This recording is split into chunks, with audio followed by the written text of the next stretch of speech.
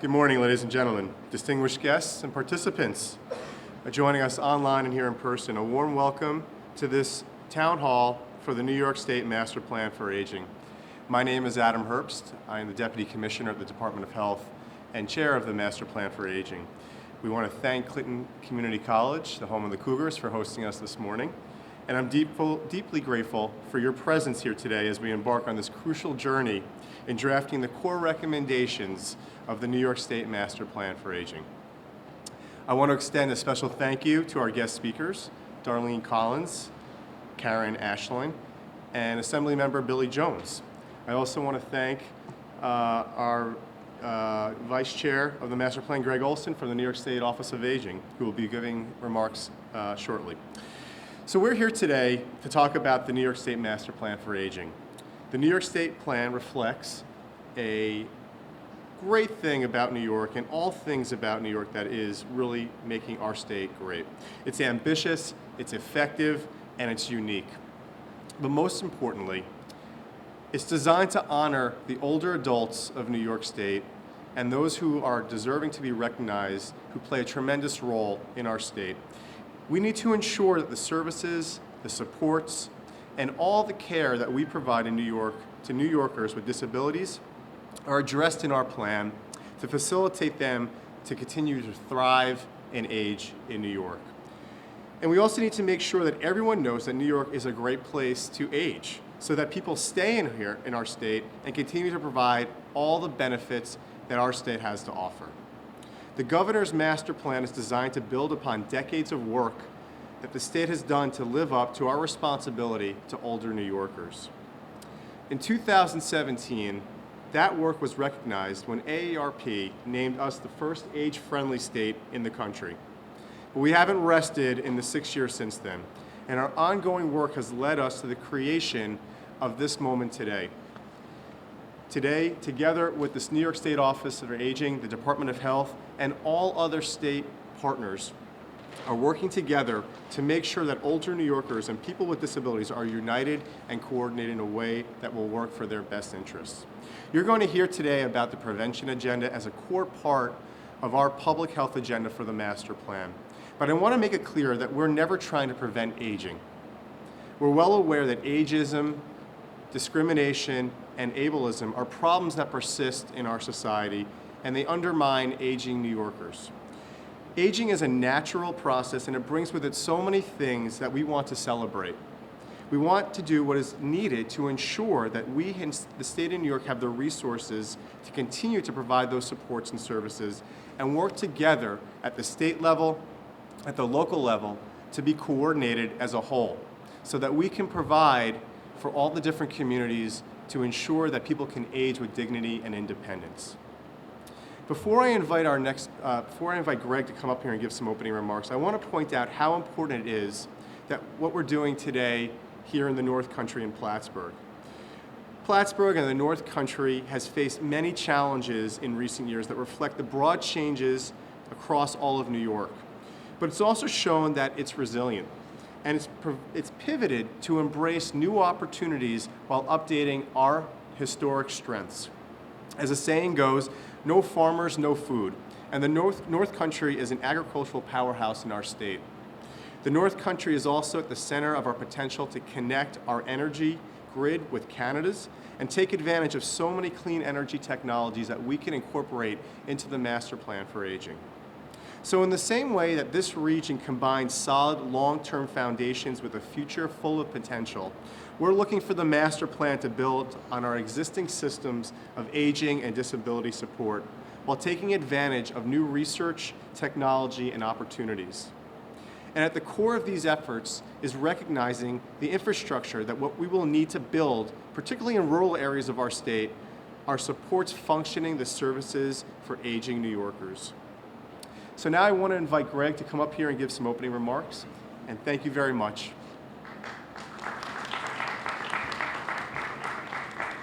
Thanks, Adam. Well, good afternoon. How you guys doing? So for the folks online, the first thing I'm going to say is I am really impressed that Adam was able to give remarks in a suit coat. What you don't see online is that the air conditioning in this building is down and we're all sweating to death, which is why I took mine off, because I'm not going to be as graceful as Adam is. So anyway, good morning, and thanks so much for your interest in being here. I know many of you. We have a really diverse group of individuals that serve older adults and their families in a variety of ways, and these are the folks that exactly we want to hear from because you're doing this work every day. I want to really thank Adam and his team at the Health Department. We have a lot of staff here, all the staff at the State Office for Aging, all the state agencies that are involved. We have Pat Zuber-Wilson and Nancy from OASIS here. We have the Department of Labor here. All of the subcommittee members that have been involved in this effort, because that's really what this is all about, as Adam said. The bigger the tent that we have to get ideas, recommendations, both in terms of not only how we serve people better, but ways to engage people more prior to, hopefully getting sick and winding up needing services is really what the goal is. Most importantly, I want to thank the governor, Governor Hochul, for recognizing that we're at a point in time where we need to be doing this. We need to be connecting the dots. We need to be de-siloing care. We need to understand that older adults and families don't touch one particular system, like the Office for the Aging. They touch every single system, and there's so much that state and local government and all the tens of thousands of partners that we all work with do for older adults and to help families, and we need to do a better job of weaving that together. What we also know, and we talk about this, and Adam mentioned it, is we live in an ageist society. We don't talk about older adults for the value that they bring. What you normally hear is anti-aging sentiment. People don't want to grow up and grow older. It's expensive, there's deficiencies. And while that's true, and it's our job in the caring economy, regardless of what it is we do to serve people like that, the overwhelming majority of older adults consider themselves active and healthy and are a tremendous resource to this state. They're the number one givers to philanthropy, the number one givers to charity. They're the number one volunteer group. They're the number one entrepreneur group, and they're a huge tourism block, holding up our local, state, and national economy with numbers that we have to back those things up in terms of their economic, social, and intellectual contributions. And Adam is spot on. We want to make New York State the best place to grow up and grow old for people of all ages, starting from birth, because everybody's unique journey as you get older is just that. It's going to be very unique with different wants, passions, desires, ability to give back, but also some service delivery needs that we can't just structure in a cookie cutter type of way.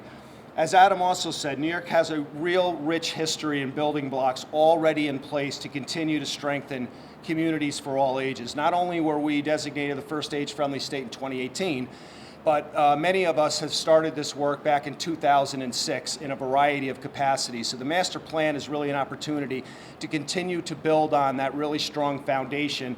And you see those types of ways that communities are changing or being rebuilt all over the state of New York. And those are the things that we want to talk more about.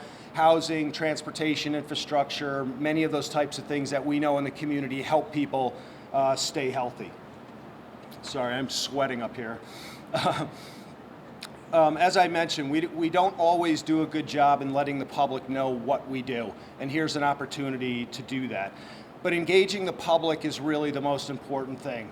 You can't make policy in one of the towers in Albany. You have to be out in communities constantly. At the State Office for Aging, we are, I know the Health Department is, and many others, because again, you guys have a lot of personal experience, you have family experience. You might have taken care of past or present somebody in your household, a grandparent, a parent, a spouse, a younger individual with a disability. So it doesn't matter necessarily if you're looking at legislation or regulations, whether you consider yourself an expert or not. You are an expert because you're living in the state of New York and you're working with people that have needs. So that's really what we're interested in hearing from you today, is based on your experiences, what do you see in a rural area, in a suburban area? Some of you, again, are probably from Essex, St. Lawrence, right around this general area, and you know what those needs are. We have a pretty good idea of what they are. We're continuing to hear the types of things that we know that people need, but there's going to be differences depending on where we go. So don't be afraid to voice yourself either today or you're going to see during the slide deck how you can stay engaged. The engagement process is really important. This is going to be going on for months and months, and we want to get as much feedback from the public, from families, from individuals, from organizations that serve people so that we can do the best job that we can. And I also want to say we just don't need to focus on what the needs and the gaps are, while that's extraordinarily important. But as I mentioned, how do we better engage individuals? How can we help folks if they want to go back to work or they want to volunteer, be civically engaged? Or how do we combat social isolation? How do we provide better transportation to get people together? So those types of things as well, looking at people holistically, not just from a deficits perspective. So I thank you for being here. I look forward to hearing what you guys have to tell us once you hear kind of where we're at in our status update today. So thanks so much, and again, thanks, Adam. Thank you, Greg. Next, I'm going to invite Darlene Collins, the director of the Clinton County Area Agency for Aging, to come up and give some opening remarks as well. Darlene, please.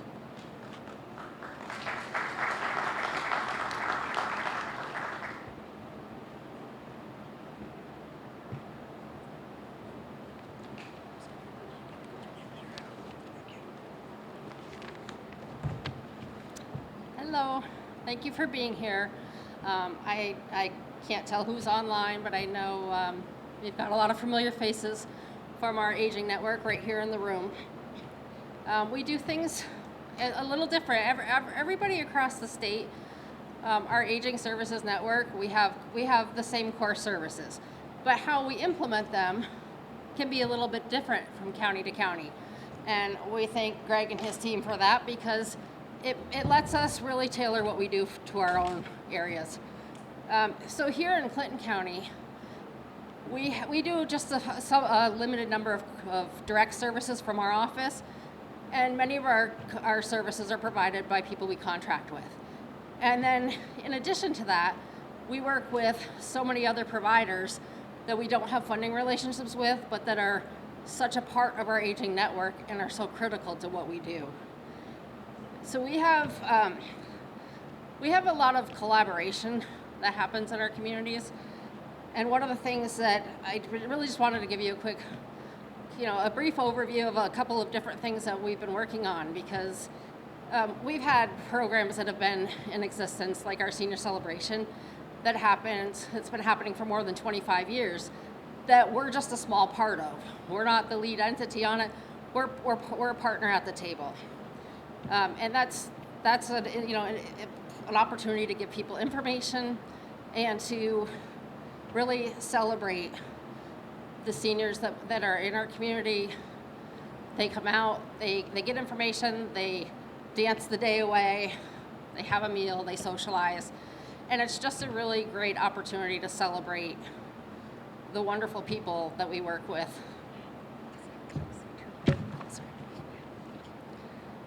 And then, we keep coming up with new ways to collaborate. So,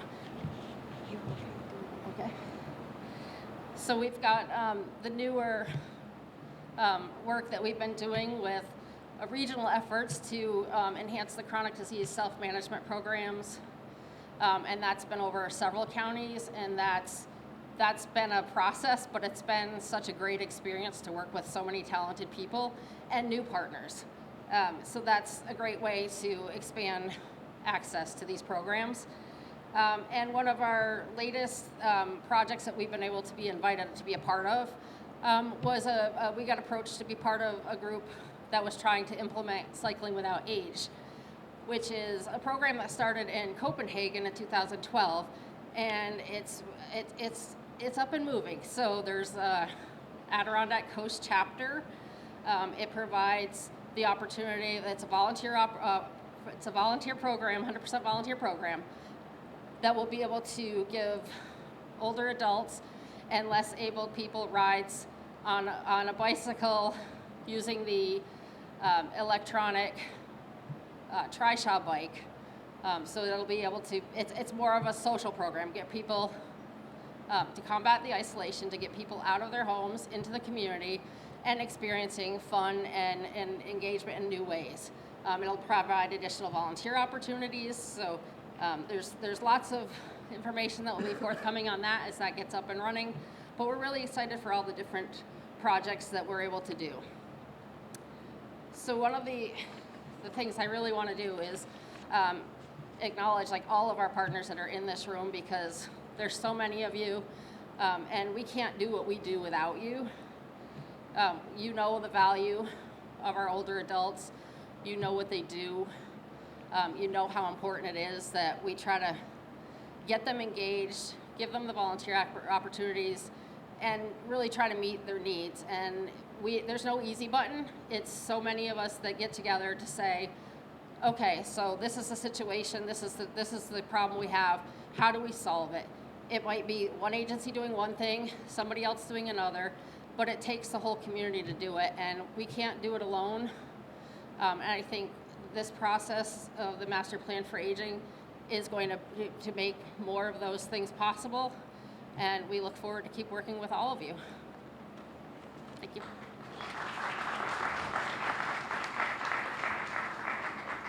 Thank you, Darlene.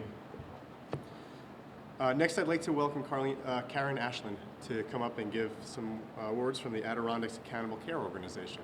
Please, Karen.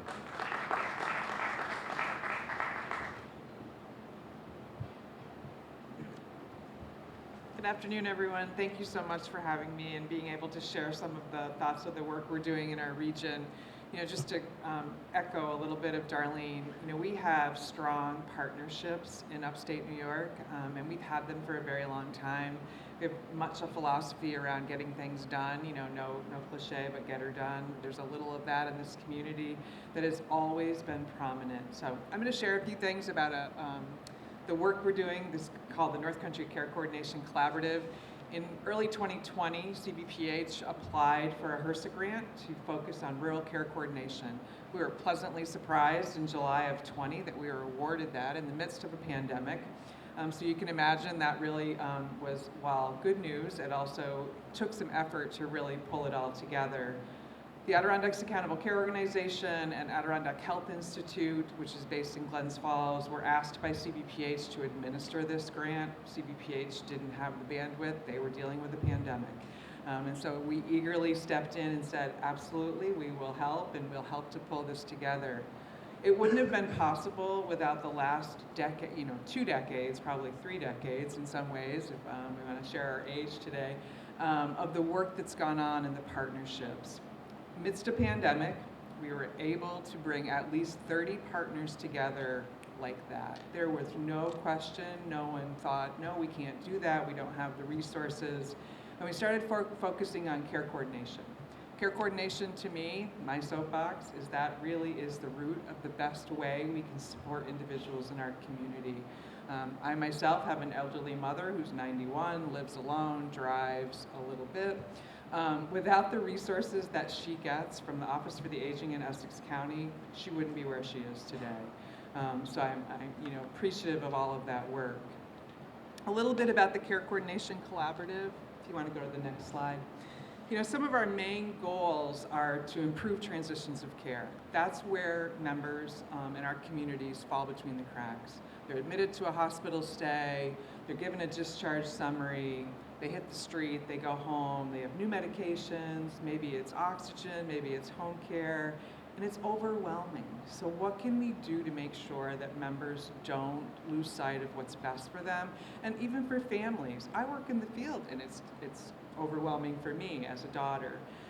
So we really are focusing on we're building this care coordination collaborative, looking at best practice. We weren't here to recreate the wheel.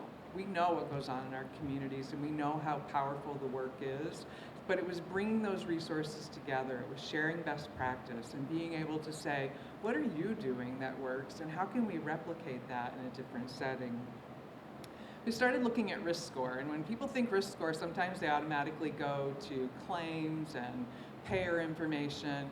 This was really a risk score for an individual based on the social needs in their life, right? Are they living alone? Do they have a car? Do they have enough food? What are the things in their lives that are really missing? So we started focusing on a risk score. We work, HICSNY, the Health Information Exchange of New York, is the local regional health information exchange. We partnered with them so that that information about that risk score for that member was front-facing to a provider. So when you went in to see your physician, if you were a high-level risk person because of a multitude of things that might be going on in your life, that provider could see that. That's a different view of a person, right? If the person isn't readily sharing that, because again, we are proud North Country individuals, don't always want to share the things that aren't going well in our lives, that provider could see that, hey, there's Karen Ashline and she doesn't have enough food, or maybe she doesn't have transportation. So that was front-facing to that provider. We then really started focusing on care management workforce. And it wasn't necessarily about recruiting new workforce, it was about retaining the good people that we have. And how can we help them deal with the things they deal with as a care manager? First of all, it was the pandemic. We were all dealing with far too much in our lives at that point. But then it was about burnout, right? And it was about dealing with difficult situations. It was about de-escalation. It was about, I'm struggling myself as a person in the community. How can I help someone else? So we started pulling all of that information together and being able to share some of that training, all funded through the HRSA grant. Next slide. I'm not going to go through all of that, but it's just some details and the numbers of what we've done. And Melissa Joyce, who's sitting in the front here as our project coordinator, you know, being able to understand what have we done, right? What have we done in this HRSA grant, and how did we pull this information together?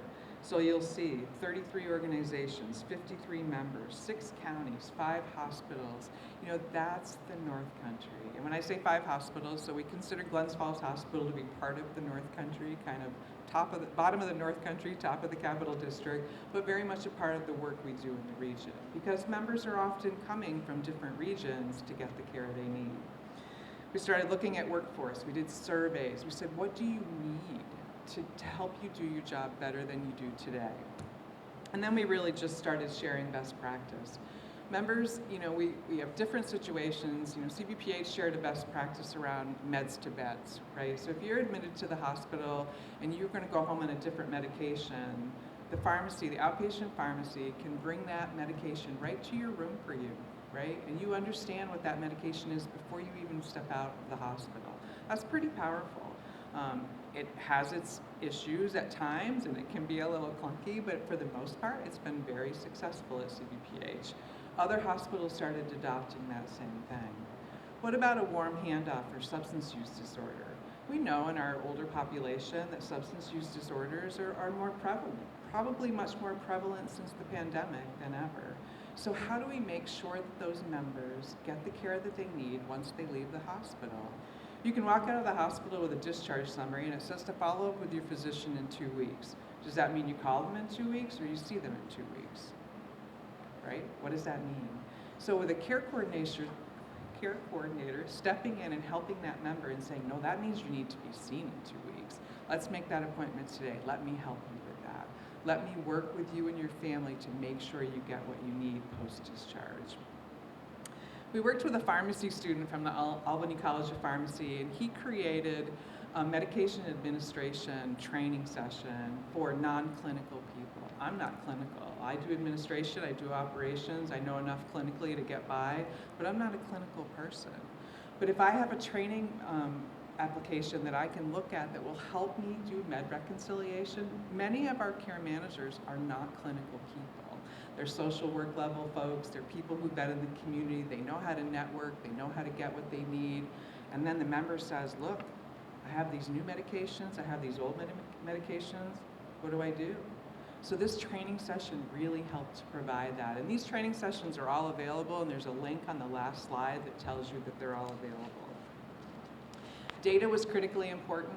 We were able to pull data together with the Health Information Exchange, with the Accountable Care Organization data, we get claims data, clinical data, so that we weren't going to our partners and saying, well, we need this data and we need that data. We were able to pull that data behind the scenes and really help to support our members. Go to the next slide. Again, more of the work that we've done, not gonna, kind of the communication, workforce, best practice. Those are the 3 pillars of the Care Coordination Collaborative. We're in the third year, believe it or not. Some of us think, oh, has it really been 3 years? We've been, again, very successful.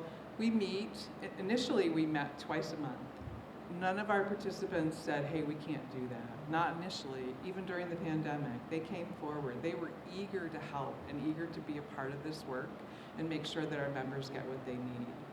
We went then to once a month. It's been pretty successful.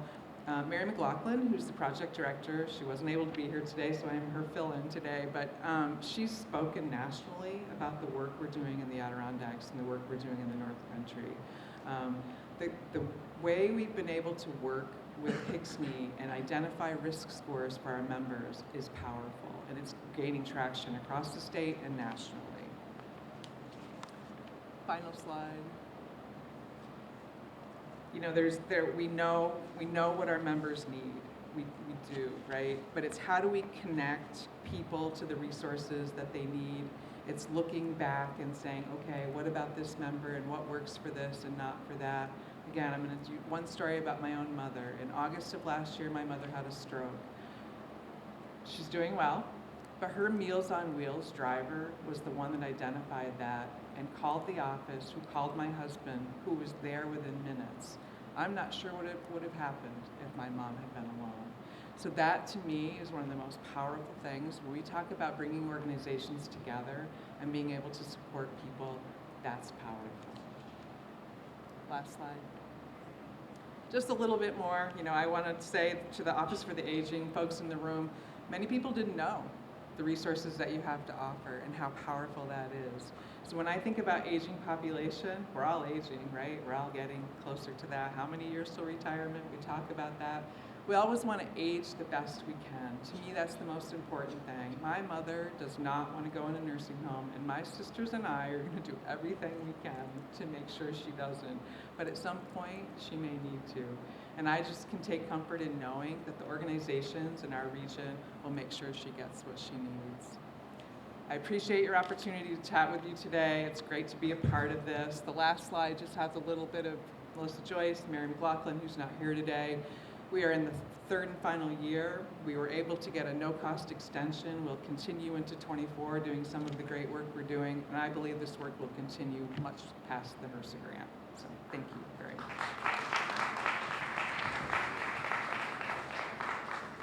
Thank you so much, Karen.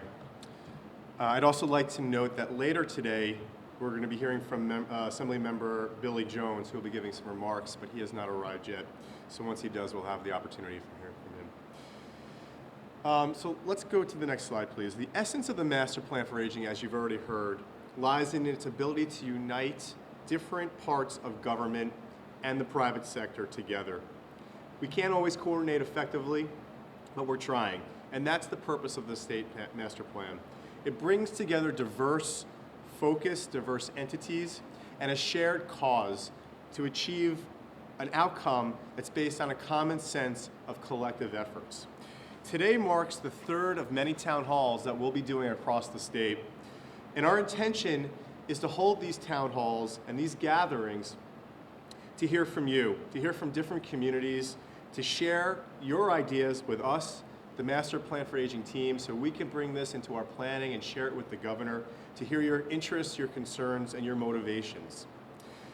During today's session, we're going to dive into the evolution of the Master Plan for Aging, trying to explain to you why our state now requires it and why the time is right for us to develop one now.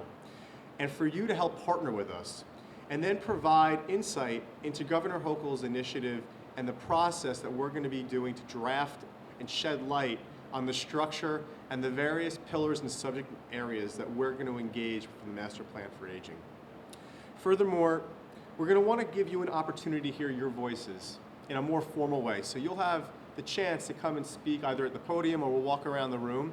And if you're listening online, we have the opportunity for you to send your comments into us as well. And unfortunately, you won't be in this hot room with us, but you can certainly share your information and your ideas.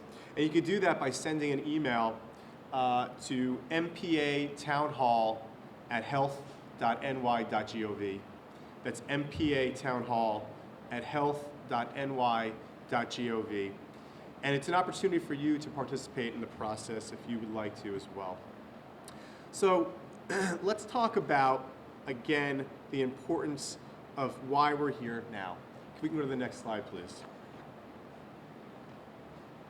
On November 4th, 2022, Governor Hochul took a significant step in New York State history by signing Executive Order number 23, establishing a comprehensive process for drafting New York State's first master plan for aging.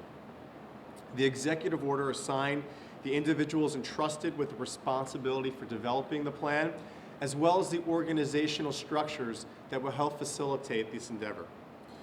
The executive order laid out the specific milestones that we'll go through later this morning and the path that we'll give the governor and the public about the progress and the construction of our plan. As highlighted in this EO and exemplified by the successful implementation of our master plan in other states across the country, such as California and Massachusetts, New York State's master plan will not be a singular policy. Rather, it will incorporate a series of interrelated strategies and policies, proposals, and ideas enacted at both the state level and the local level through legislation, regulation, private partnerships, and new ideas that we'll bring forth into the state budget. These proposals are going to be designed with 2-year, 5-year, and hopefully 10-year horizons aligning with different goals. And the fundamental concept of the plan is to evaluate how we can effectively coordinate aging services and supports across all sectors, fostering a genuine whole-of-government effort that truly embraces all of us working together. Next slide, please. So if I asked you, why is the time right for us to have a state plan, master plan now? Why do we need one today? Let's consider the facts. New York State already houses the 4th largest population of residents over the age of 65, comprising nearly 20% of our entire state's population.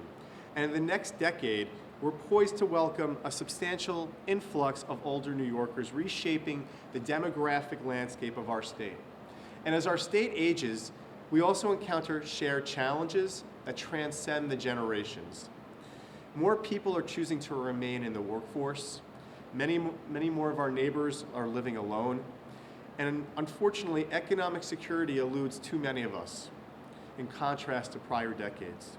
Each of these trends presents unique opportunities, and they demand a significant response. So this is the motivation today behind the creation of our first master plan for aging. It will serve the purpose of constructing a comprehensive framework capable of addressing both the current and the future demographic realities, along with the associated needs they entail. Next slide, please. As Greg and I have mentioned, New York became the first state to enroll in AARP's network of age-friendly communities, receiving the official designation as an age-friendly place to live. Obtaining an age-friendly state designation involved extensive work across various domains. And our ambitious agenda as part of the master plan will encompass these domains, prioritizing all of them, including housing and transportation, protections against ageism, abuse and fraud, the rising demand of healthcare services as people age, Medicaid, Medicare, funding, healthcare workforce challenges, family caregiving, and enabling meaningful choice and community-based living. We're also being very intentional about considering how our systems impact people with disabilities, bearing in mind that support systems for older adults are often the same as those that serve people with disabilities. Next slide, please. It's essential to acknowledge the comprehensive response required from both government and society to fulfill the moral imperative of supporting older adults.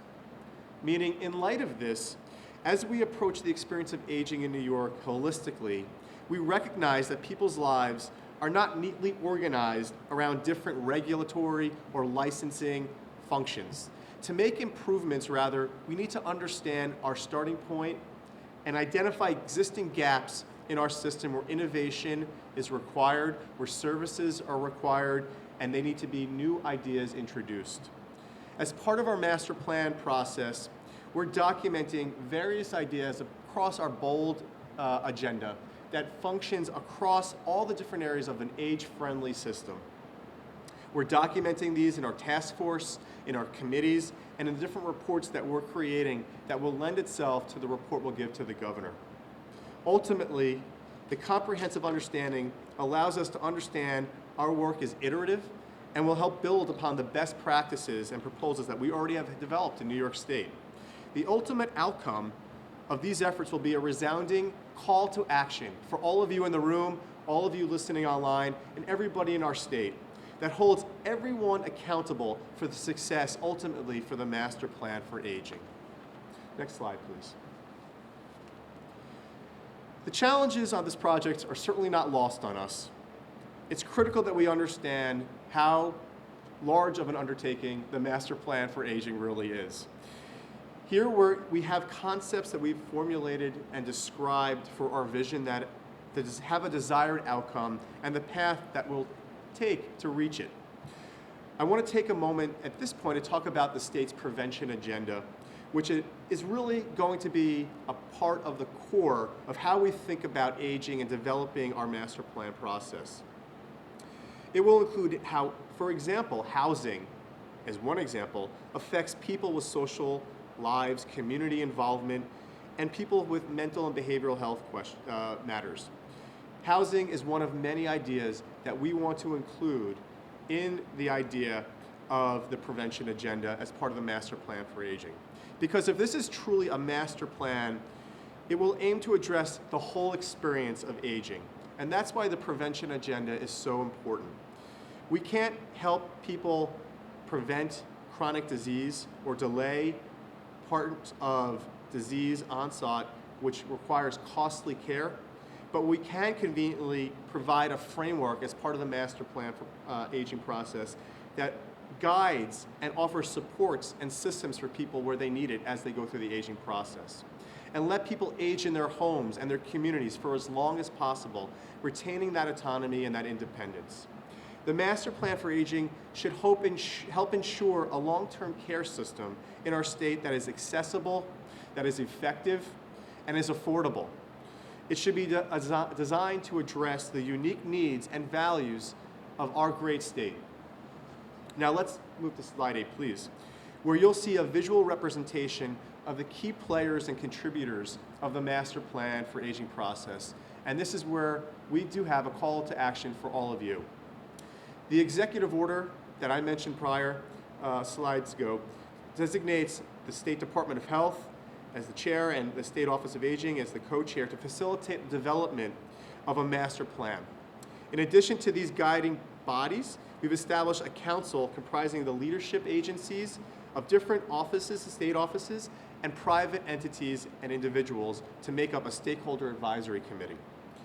The state agency, the various state representative body, consists of 20 commissioners and their delegates from various state agencies, and their responsibilities include connecting the concepts of the master plan for aging to existing programs and structures, providing data and analytical support, translating reports into actionable policy and recommendations, and monitoring the progress and providing guidance to the Stakeholder Advisory Committee and the subcommittees.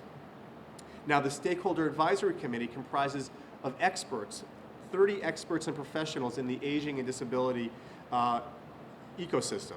Their role involves prioritizing and tracking initiatives outlined in the subcommittees, identifying themes and ongoing efforts, assessing past and current and future initiatives, and recommending ideas for change in the state agency council to review and approve. They're also tasked with ensuring the key considerations such as diversity, equity, and inclusion are integrated into our process at every level. The subcommittees of this body are made up of these agency council members and the stakeholder advisory committees, and leaders from the private, the not-for-profit, the research, education, and advocacy sectors. And their responsibilities include establishing work groups to focus on specific issues within the broader scope of prioritizing and aligning workforce outcomes and proposing priority solutions for the Stakeholder Advisory Committee.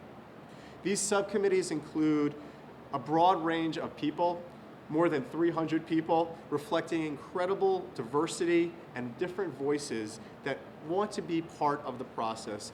And this is where you can be a part of the process. If you have interest and you would like to join, we encourage you to reach out to the MPA team, and perhaps you can join a work group as well and help us to delve into specific problems and detailed work to develop more of the solutions as part of these various subcommittees.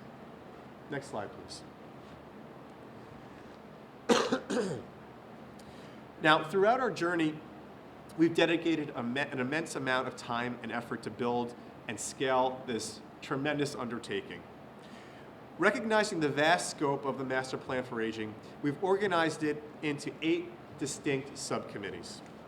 This is a deliberate approach for us to comprehensively address every aspect that must be considered in order to develop an inclusive and effective plan. These subcommittees cover a wide range of critical areas that we want to ensure are covered as part of our planning process. Again, going back to the prevention agenda and the 8 domains of the AARP that we mentioned previously. You can see that we have long-term services and supports, home and community-based services, informal caregivers, formal caregivers, health and wellness, housing, community development and transportation, safety, security and technology, and finally, economic security. Next slide, please. So I'm thrilled to share that the subcommittees and their corresponding work groups are fully engaged and actively working to identify priorities and recommendations within their focus areas. During this process, several cross-cutting themes have emerged, and their subcommittees are diligently developing plans to ensure that these themes are addressed across all areas of our plans.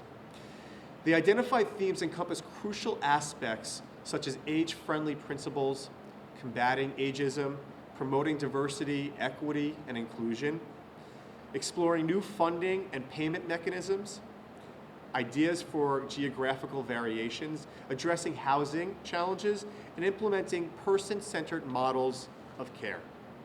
Among others, tackling isolation, training and education opportunities, and strengthening the healthcare workforce. By actively considering each of these themes across our work, we aim to create a master plan for aging that embodies the principles of inclusivity, compassion, and progress. Our collective efforts will help pave the way for a future where aging individuals and their communities thrive, supported by a comprehensive and responsive system that respects and addresses this diverse need. Next slide, please. So we stand on the cusp of an important milestone in our journey. As we approach the middle of July, we eagerly anticipate the submission to the governor of a preliminary report. This report will serve as a testament to our progress thus far, encapsulating the diligent efforts of the subcommittees and the work groups. Within its pages, it will provide an overview of the discussions held and to set the stage for the agendas that these groups will pursue in the coming year. Furthermore, it will present preliminary recommendations that have been proposed and are currently under consideration. Next slide, please. Next slide, please. I want to conclude and then open it up to anyone in the room that would like to bring some remarks forward, that the governor has an unwavering dedication to the health and well-being to older New Yorkers and people with disabilities. And this is underscored in the Master Plan for Aging plan. It serves as our state's blueprint for forthcoming demographic changes and should help maintain our position as New York being a leading state in aging, disability, and equity. It's not solely a plan for the present, but rather a blueprint that spans across the lifespan of all citizens, no matter how old you are, and hopefully you'll stay and age in New York. It calls upon all New Yorkers and communities to unite and construct a better New York, and one that supports the diverse experiences of older adults and people with disabilities, as well as the aspirations of younger generations as well. Together, we'll foster communities where people of all ages and abilities are valued, engaged, and provided equitable opportunities to thrive as they age in their desired outcomes and their desired settings. At this point, I'd like to call up Assemblymember Billy Jones. I see that Assemblymember Jones just arrived, and offer him the opportunity to say a few words. And after the Assemblymember speaks, I'm going to open the mic up for anyone who would like to bring some comments forward. Please. Thank you. Thank you. Good afternoon, everyone. How we doing? I was just coming. Apologize for being late. I was coming from a CSEA retiree luncheon down at the Butcher Block here in Plattsburgh, but how fitting it is that I am here now, also speaking. And I want to thank New York State Office for the Aging, New York State, the people involved in this for putting on these town hall forums, because it gives us real input into the master plan for aging. And that's all we've ever asked for, is to have input in on this master plan for aging. And thank God, finally, good job though, I'm talking to Director Olsen back there as well, but this will provide a real roadmap for us, dealing with obviously our aging population and dealing with the resources that are needed for that. That's where my job comes in, right? Provide the resources that we need, not only to implement this plan, but the resources that are needed overall for our aging populations. We have a unique set of populations here in the North Country. We're very rural. I heard the word isolationism when I first walked in. That certainly is an issue here. I want to thank New York State Office for the Aging and our local Office for the Aging network for helping provide, and I think it should be in the master plan, and I'm sure that it will be, providing technologies for people to help fight isolationism. We need to provide those resources to do that. As we've seen with our recent flooding episodes here also in the North Country, our aging populations have special needs when it comes to emergencies, when it comes to planning for that. And also, we need to provide resources for them as well. I have been a strong advocate for this, and I'm happy that it is finally coming. And I will say that on the legislature side, in the assembly side, in the past recent years, we are stepping up and fighting to get you the resources here on the ground, because I see a lot of our partners and our agencies and our local Office for the Aging partners that really need the resources from New York State to provide those services for our aging population. Our goal here is simple: provide a roadmap that we can use to provide those services. Our goal here also is for us as the state to provide the funding, and I was told that by a few text messages when I walked in the room. Make sure you mention that. We need to provide the funding to not only implement this plan, but to provide the funding overall for our aging population and our services that are needed and that we need to provide in our communities. We have tried in the last couple of years to do that. We need to strive even more to make sure that those funding opportunities, or that funding is provided for our services. I want to thank New York State Office for the Aging and believe me, I deal with a lot of departments and agencies in New York State here. We have a big bureaucracy. We all know that. But I have not seen an agency that connects at a state level, that connects to our local Office for the Aging in a way that New York State Office for the Aging does. And by saying that, what I mean is they cut through the bureaucracy, they get the resources that they need, they get the resources that we need on the local level to make sure that people in our aging community are provided for. We want to see our loved ones and our neighbors be able to age in our communities. That's what it's all about, folks. That's what it's all about, ladies and gentlemen. We want to be able to see them do that. We're in a place that they're comfortable, in a place that we're comfortable, and we need to continue to strive for that. So I'm here to provide my input as well, but I also want to thank you for everything that you're doing, and thank all of our partner agencies out there for what you do for our aging population. We need you. I want to thank you, and please continue to provide those services that are needed for our populations and our aging populations.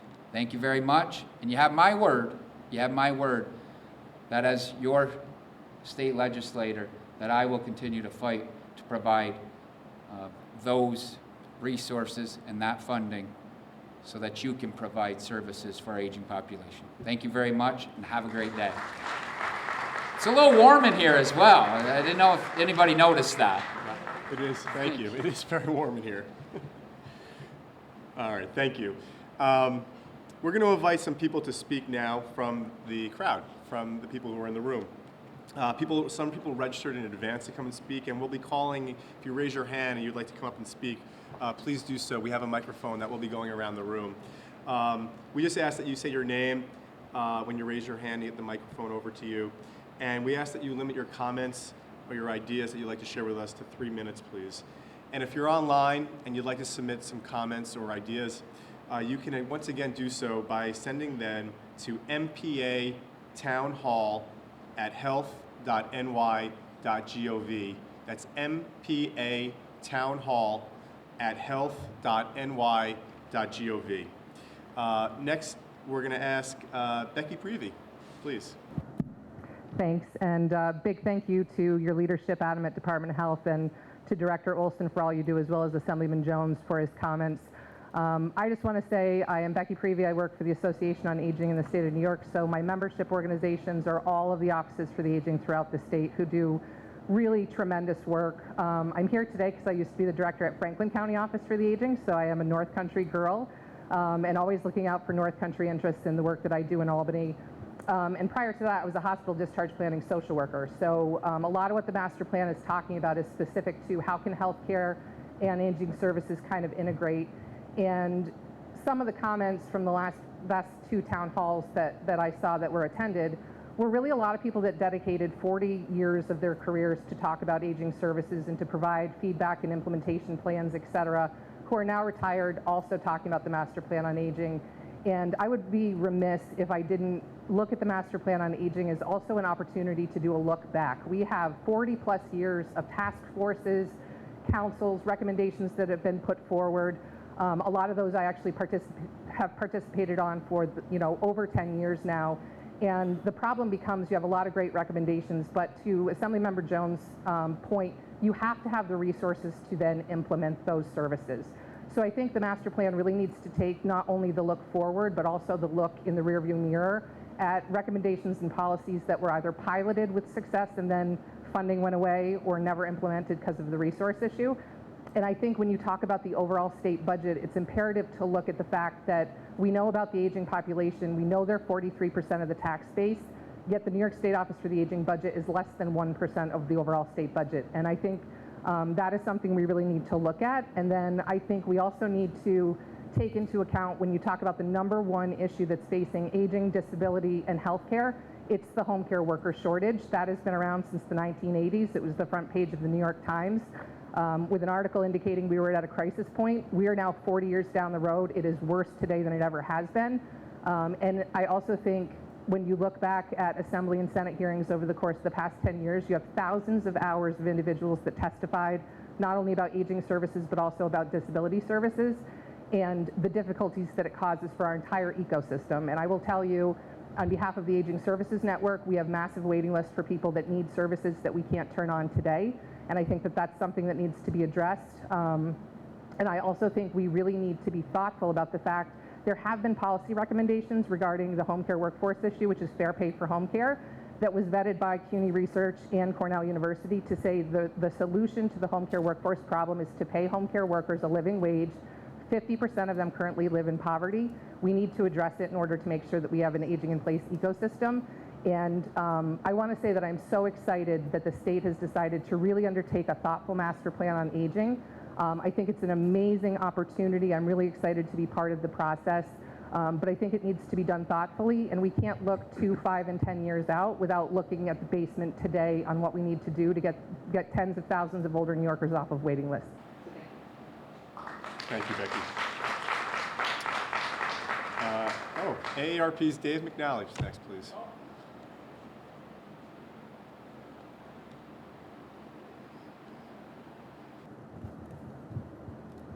You don't ever give the microphone away. That's your first lesson in group. You never saw Phil Donahue. Yeah. Say whatever you want for as long as you want. Hi, I'm David McNally. I'm the Director of Government Affairs and Advocacy for AARP New York. I'm also a resident of Essex County, so it's nice to be up north a little bit. I'm going to speak very briefly today as an advocate for our 2.5 million members in New York and their family and friends and neighbors. But I'm also going to speak just a few minutes as a former family caregiver. And I'm going to start there.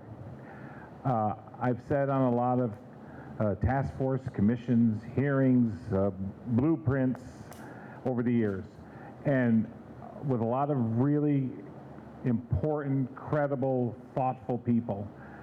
But what worries me about the process is hearing directly from those family caregivers, the ones that are working in the shadows, often struggling alone.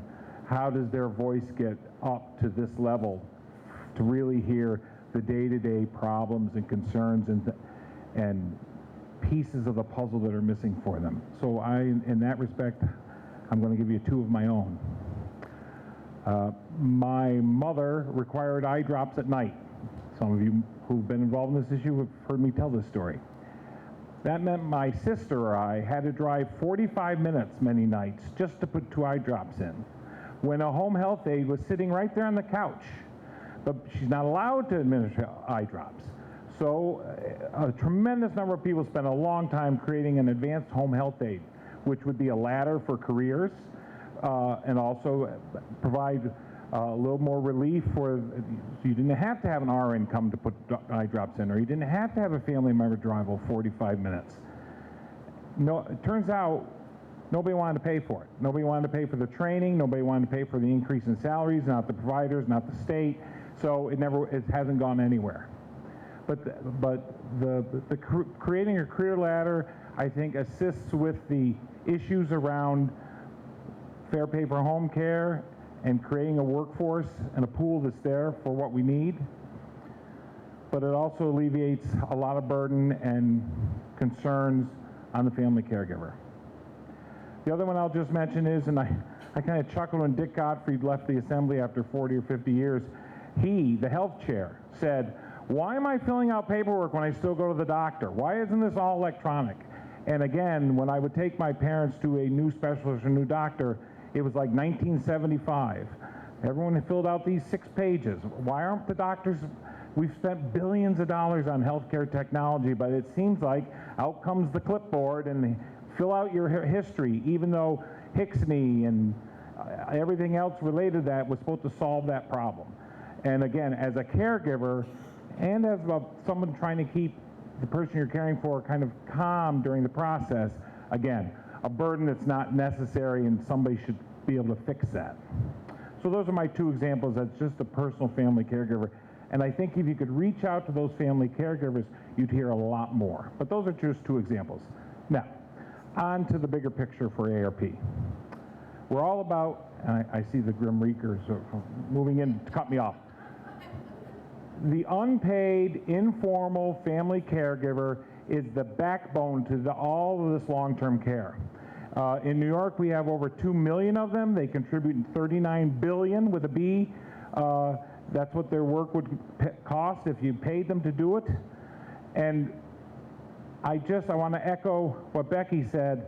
All of this is fantastic. I so appreciate the opportunity and the direction and the passion for all this. But in the end, if there's not the resources behind it to make seismic change in what we do here, then what's the point? And I've said this before, only in this realm do I know in state government where you have to prove you're going to save money on Medicaid in order to invest in products and services and programs that citizens, taxpayers, older people need. You don't ever hear, well, we want to build a new bridge. Well, how is DOT going to save money somewhere else? Or school aid's going to go up. Well, how are they going to save money somewhere else? This is the only part of state government I've ever worked in where somebody says, yeah, we know there's a need, we know the problem, we know it's going to cost a lot of money, but you got to go figure out how to save that money if you want to invest. The only place I know that occurs, and it has to stop if we're really meaning to address this issue now and going forward. Thank you, Dave. Next, I'd like to ask Colleen Downs.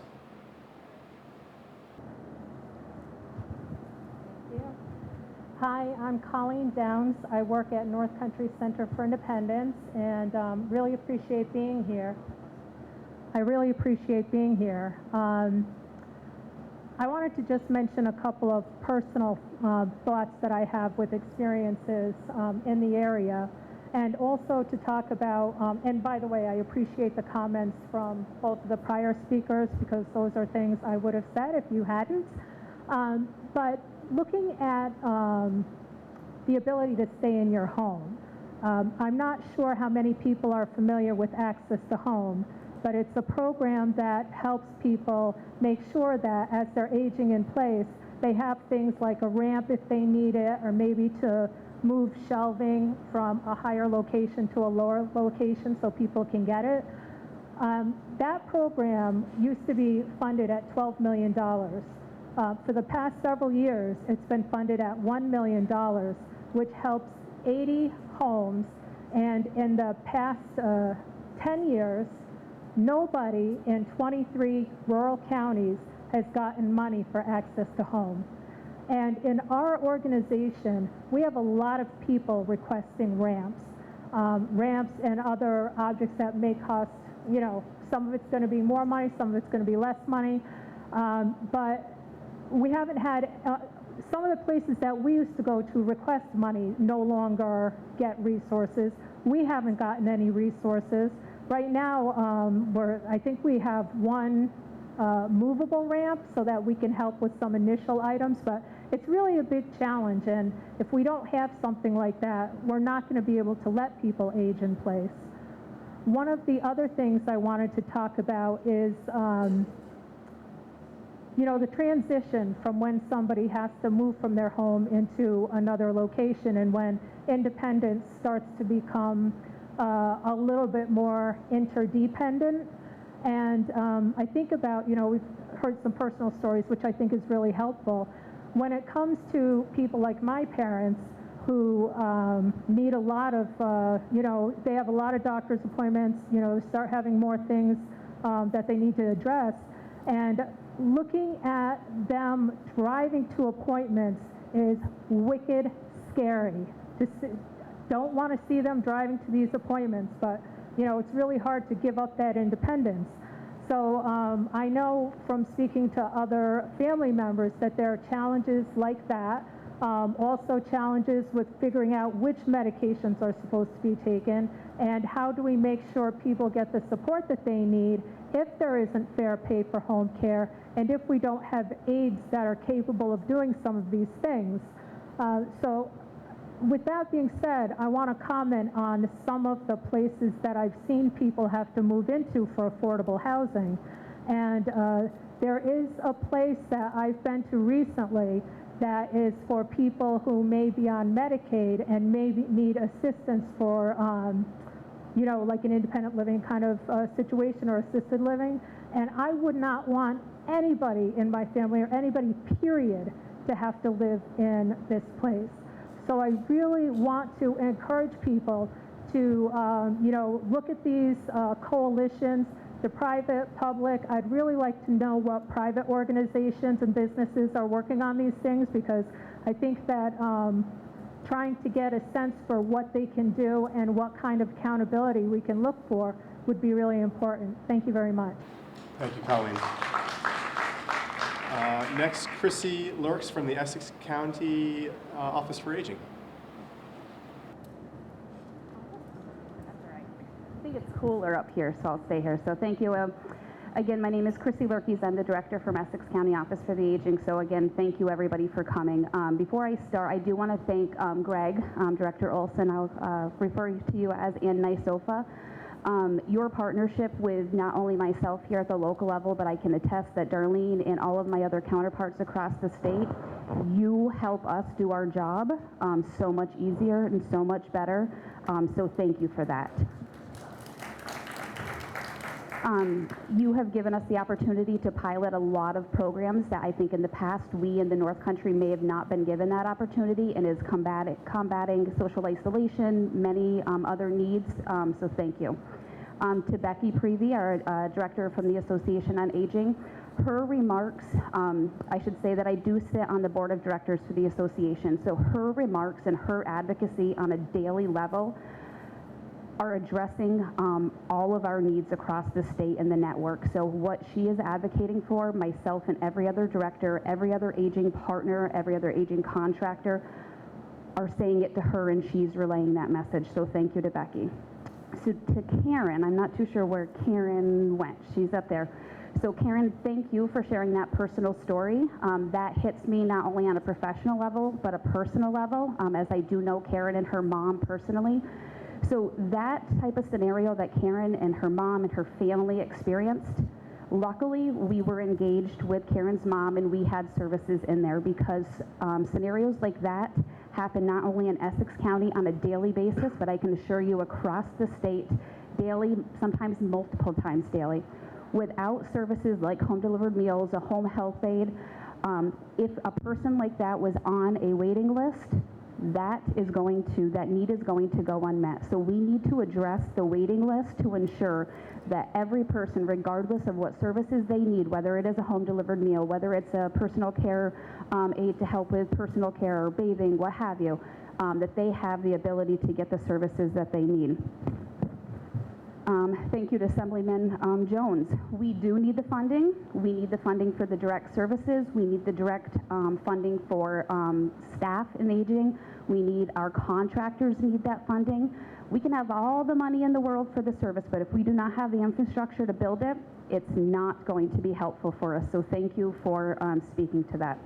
We are very resourceful here in the North Country, but we can only do as much as we can. So again, it goes back to investing in our services. I think during the pandemic, we proved ourselves, whether it was our direct line staff, whether it was our contractors, whether it was our buildings and ground staff delivering meals. We used every single partner we can and could to ensure that the older adults in the North Country and across the state, that their needs were being met. So one last thing is in regards to, I'll mimic what Becky had said about fair pay for home care. Our home aides need a livable wage. For us to say, oh, jump on a bus and go from house to house, that is not feasible. Essex County, we have 3 buses that leave E-Town in the morning. They come back for 8 and they don't leave until 4 o'clock. That is not going to meet the needs of us here in the North Country. So we need to invest, again, not in the actual delivery service, but the person that is delivering the service. So thank you. Thank you. Is there anyone else who would like to make some comments before we wrap up? Just say your name, please. She's just going to give you the microphone. Michael Cashman, Plattsburgh Town Supervisor. First and foremost, I want to welcome you folks to the greater Plattsburgh community. It's wonderful to have you. And I want to thank all the service providers and agencies that do the work every single day. You lean in with heart and care and compassion at a level that most people don't understand. I want to touch on a couple of different things and look at it from a different perspective. I really want to advocate that where it can be applied, taking a multi-generational approach. The reason I bring this up is I grew up in a household that my grandmother lived in an in-law apartment downstairs. And every year we have a shared birthday. She would say, every year you get closer to your mother's age and your mother gets closer to my age. And she always was talking about that shared opportunity, how it wasn't just her issue, it was the family issue. And things that I think often aren't talked about from that perspective as we look at these cross-cutting areas as it relates to multi-generational is housing, transportation, even childcare. More and more of our grandparents are providing that critical component for childcare where we are seeing childcare deserts. So these are really multi-generational issues, and as we see people moving through the process of aging in place, we don't want to see even 20-year gaps to some of these issues. They're not 60 plus, 65 plus, they're multi-generational. And that's the importance of creating pipelines and infrastructure. Even food insecurity. On the local level, we would ask the state to consider more programs that provide opportunities for accessibility in the areas of things like inclusive play. Pickleball is a really big thing. The well-being and affordability. We need to continue to work with localities as it relates to reducing taxes on the local level. And also, the last footnote that I would say is I serve as the chairperson for the Commission on National and Community Service for New York State, and I would love to have some additional conversations for integrated approaches to bring our seniors and their families along for civic engagement. We have seen time and time again, and we're about to launch a new service plan for New York State, and it's a great opportunity to bring both of those into the fold. So thank you very much. Thank you. Please raise your hand if you would like to make any additional comments.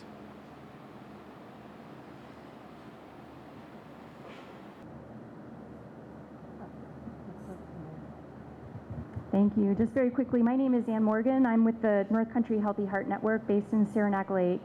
And we have the great pleasure to work with a lot of the organizations that are here, especially the area offices for the aging.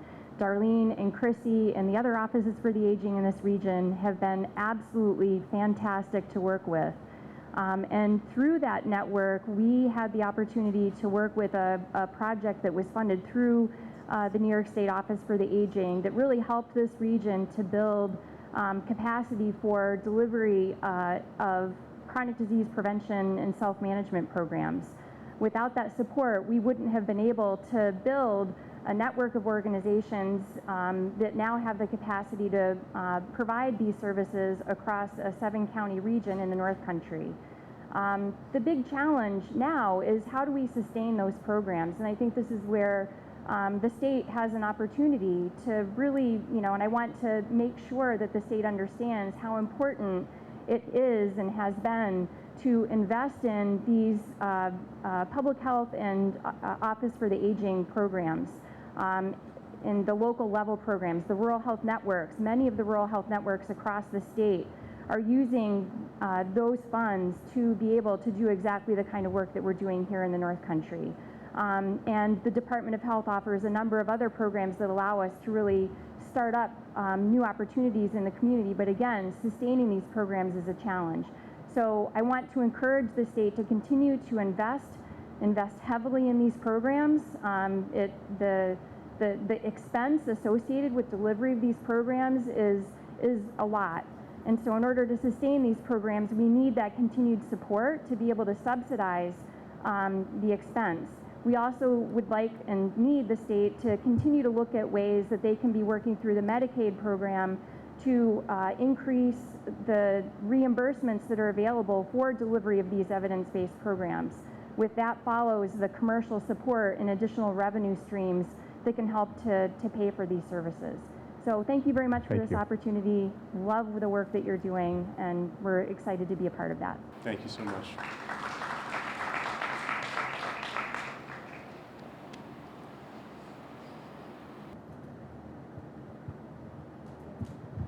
Hi everyone, my name is Brianna Reeves and I am part of BHSN, Stop Domestic and Sexual Violence.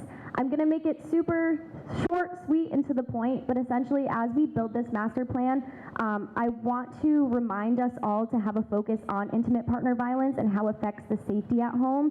So as we take into consideration how to keep people at home, we also want to keep people at home in a safe environment. and sometimes looking at funding and working together. I'll be the first to admit that safe housing is not necessarily an easily accessible option for older individuals. Our safe houses are not staffed 24/7. If we can work together, come up with funding solutions, everyone on the same page, we can also open that door. So just a quick thing to keep in the back of your mind. Thank you. Thank you.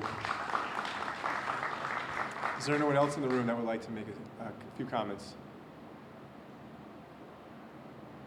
Okay. Oh, one back here.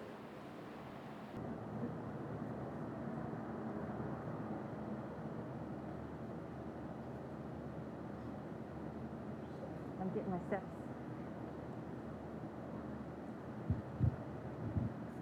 Hi everyone, my name is Sarah Perry. I am the director of the Adult Day Hub, RN director of the Adult Day Hub at Plattsburgh Rehab. One of the issues that we are running into that everybody else hasn't touched upon is we have openings. We do not have a waiting list. We have openings. And I think it's because people don't know about us, that we're here. We're a medical-based program, so Karen, for your mom, if she were to come to our program, we could pre-pour her medications weekly. We could take her blood pressure daily. We could take her finger stick daily if it was necessary, as well as provide her with 2 meals a day and activities. We work with Medicaid and Fidelis, and we provide transportation through them. The support that we provide to the unpaid caregivers, the family caregivers, it's just not, we're having difficulty making it known. So I think that's another thing. There's all these programs out there that just are not known about. Thank you. Just raise your hand if you have another comment.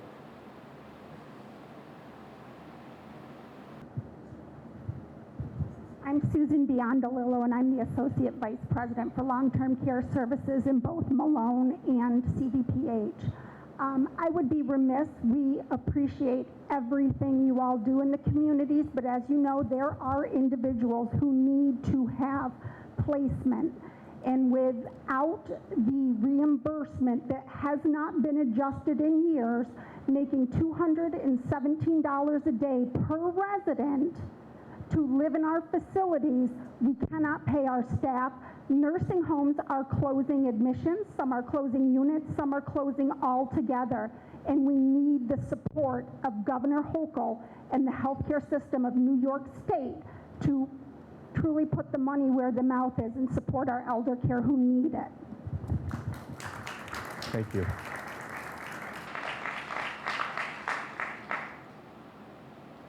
One final call for you to raise your hand here in the room.